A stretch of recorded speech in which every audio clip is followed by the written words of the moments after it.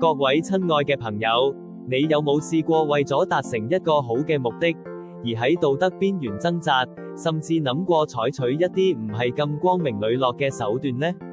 人性嘅軟弱，往往令我哋喺成功同正直之間徘徊。今日，我哋就嚟深入探討一個聖經中關於呢個永恆抉擇嘅故事。聖經撒母耳記下4章11節，清楚咁話俾我哋知，何況惡人將義人殺在他的床上。呢個係一個極為震撼嘅提醒。當時，惡人為咗討好大衛王，竟然謀殺咗無辜嘅伊施波設。佢哋以為咁做就可以換取榮華富貴，但大衛王嘅反應卻完全出乎佢哋意料，佢反而嚴厲譴責並處決咗呢啲惡人，因為佢知道正義同公義係唔可以用任何理由去犧牲嘅。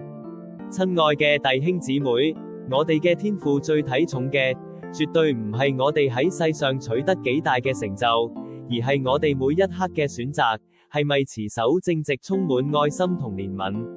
神嘅眼光永遠高過我哋，佢睇到嘅係我哋嘅心，而唔係結果。願我哋都能夠選擇信靠神嘅帶領，拒絕以惡制惡，活出合佢心意、滿有愛與公義嘅生命，將榮耀歸俾佢。